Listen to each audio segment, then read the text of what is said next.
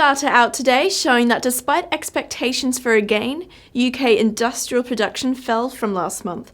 To look at this data and more coming out of the UK, I'm joined by Nicholas Ebisch, Corporate Account Manager with Caxton FX. Welcome, Nicholas.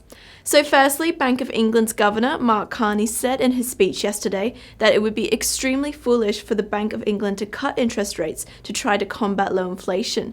Would you agree? Should we be dismissing the idea of cutting interest rates? Well, I would agree with Carney that at this point it would be foolish for the Bank of England to cut interest rates. When he went in front of the House of Lords Economic Affairs Committee yesterday, he commented that this would add unnecessary volatility to inflation, especially his use of the word foolish in this case demonstrates that the Monetary Policy Committee firmly against interest rate raise at this time. Bank of England is pretty confident that the policies currently in place will foster economic growth in the long term. Although inflation is expected to stay near zero for this year. However, that being said, it would be unwise to dismiss the idea of cutting rates altogether, as there's the risk of inflation falling further than anticipated this year, and the possibility of Eurozone contagion spreading to the UK and having an adverse effect on growth. Carney has also said inflation is set to tumble to near zero while wages rise. So could the UK be seeing sustainable long-term growth in the near future? The latest Bank of England inflation outlook forecasts inflation to drop to near zero during mid-2015 and return to around 1% near the end of the year. Beyond that, the Bank of England inflation forecast for 2016 is for inflation to continue rising to 1.5% or 2%, which is their target. It depends on how you define near term, really, but inflation is expected to strengthen going into 2016.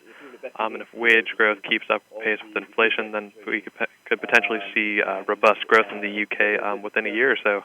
And of course, industrial production data out today showing it fell to 0.1% in January compared to expectations for a gain. So what should we be taking away from this data? The industrial production and the manufacturing production figures this morning released showed that they undershot expectations and even contracted when compared with last month's figures. However, industrial production, these figures have contracted every month since November, and they're only really one of the many measures of UK growth.